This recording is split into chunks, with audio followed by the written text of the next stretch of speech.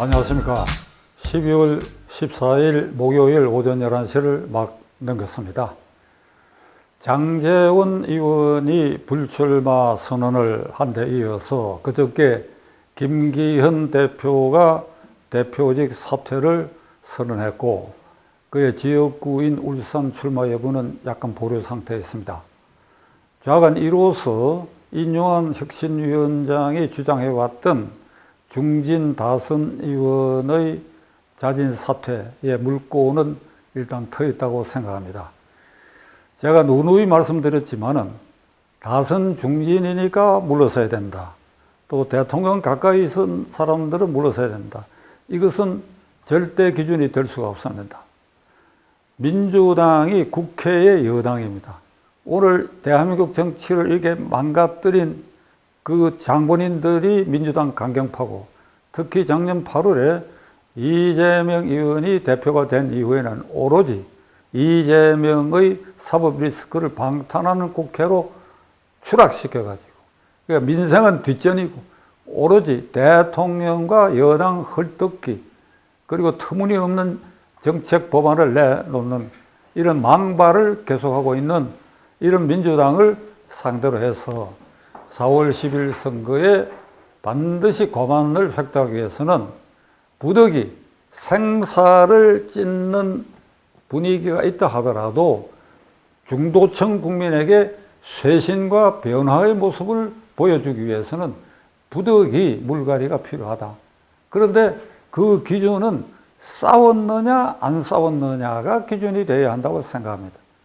과거 80년대 이래 야당을 보면 초선 의원들이 가장 열심히 싸우는 겁니다.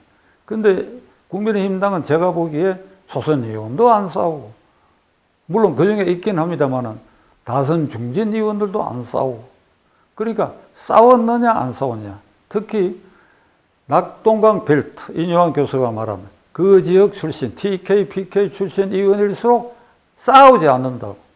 어떻게든지 눈치껏 공천만 받으면 되니까 안 싸웠다. 그러니까 이걸 어떤 과학적 기준을 만들어 가지고, 그 기준은 간단합니다.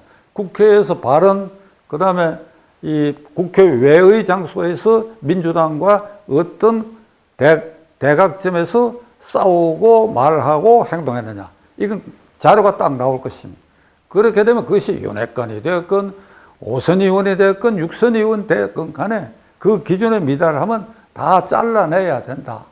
아주 많이 잘라내야 된다.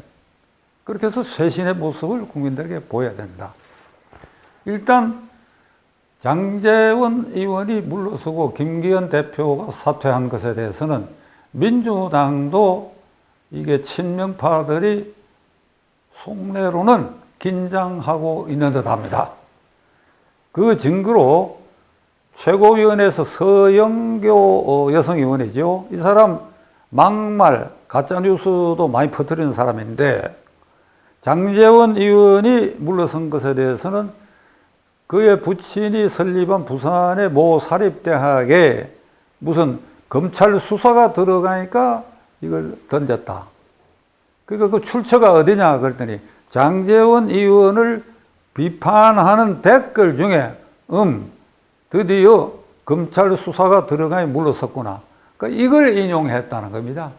그러니까 참말로 되는 소리 안 되는 소리 막 질러대고, 일이 이쯤 되면 최고위원회에서 민주당에도 이게 물러설 사람을 고려해야 될 거 아니냐, 뭐 이런 분위기가 돼야 되는데 그 말 꺼낼 수가 없지요.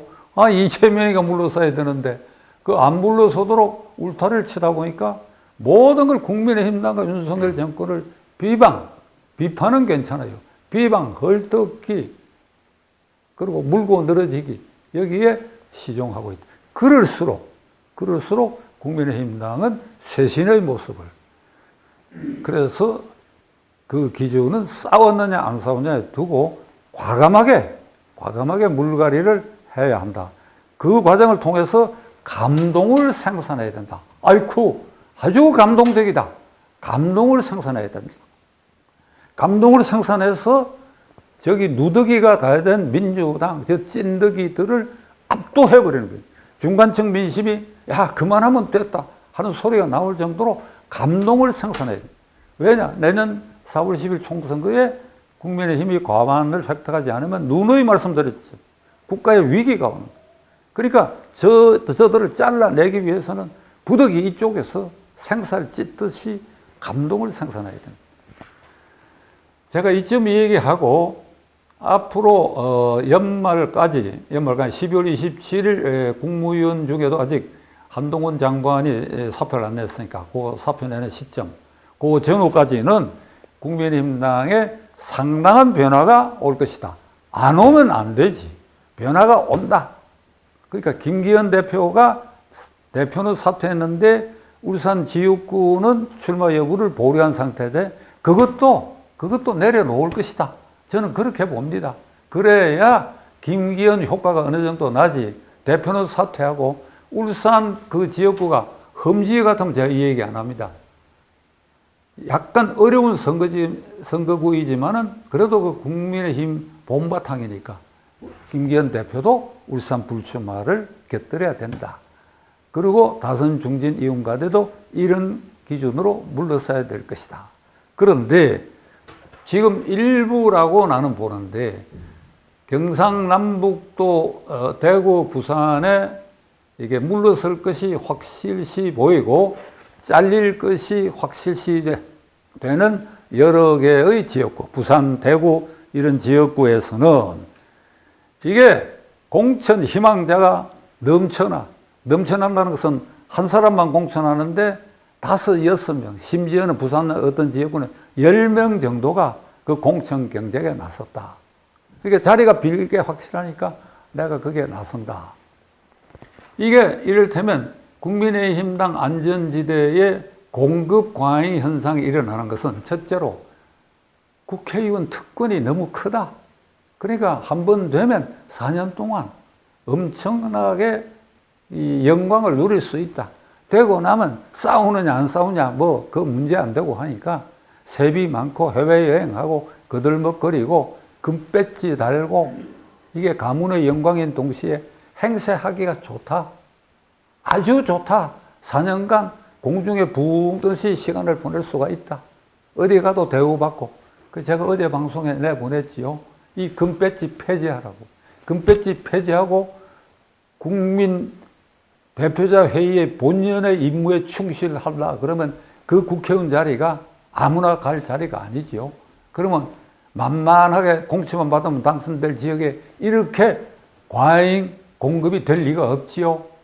어저께 저녁에 어떤 저명한 평론가는 이런 말을 했습니다. 그런 지역구에 사람들이 많이 모여드는 것에 대해서 장애물을 치우니까 그 도로에 쓰레기, 참 표현이 민망한데 쓰레기 똥차들이 몰려온다 이거예요. 그러니까 이 혁신하고 공천관리위원회에서 이 점을 유념해야 될 것입니다. 물러날 사람 물러나게 했다. 그런데 그 빈자리에 쓰레기 똥차가 들어오는 꼴이 되면 이거 그림을 또 망가뜨린다. 그러니까 앞으로 비상대책위, 그 다음에 공천관리위원회 책임을 맡은 사람들은 그런 객관적 기준을 가지고 쓰레기 똥차가 그 자리를 차지하지 않도록. 그 다음에 올드보이들의 귀환입니다. 이건 내가 사람 이름을 지칭할 수밖에 없어. 김무성 전 대표, 황교안 전 대표. 이 시기에 왜 나옵니까? 왜 나와요? 당신들? 그 시점에 당신들 책임 있는 사람들 아니야? 거두야, 거두. 거두고 새로운 사람을 밀어줘. 그 다음에 이게 청와대 정무수석을 지내고 장관을 지낸 사람 가운데 일부가 이게 이제 욕심꾸러기 행태를 보이는데 하나만 예를 들겠습니다. 이게 사람 이름을 지칭해서 이렇게 얘기하는 건 좀 민망한 일인데 이영이라고 하는 무슨 대학 교수 출신의 21대 국회에서 국민의힘당 비례대표 직능대표로 발탁이 돼가 작년 윤석열 정권이 출범할 때 초대 중소벤처기업 장관을 한 분이에요. 이번 개각에 물러섰는데 페이스북에 나는 이제 새로운 길을 가야 되겠다. 어떤 길이냐? 분당 서초의 지역구를 내가 알아보고 있다. 그 비난이 막 쏟아졌어. 국회의원 비례대표 지나고 장관 지낸 사람이 또 쉬운데 안 그래도 험지 출마 이런 얘기가 나오고 있는데 이제 그런 속내를 드러냈다. 이영 의원, 그러니까 비례대표 아직 장관은 그만두지. 이영 의원, 이영 장관님 생각거둬. 국민의힘당에서 비례대표로 발탁되고 그다음 윤석열 정권 초대 국무위원 아무나 하는 건지 알아요? 당신 말이야 평생 살아가면서 어디 가도 장관 대접받아. 식당에 가서 얼굴 알아보면 아 장관님 오셨나 이래요.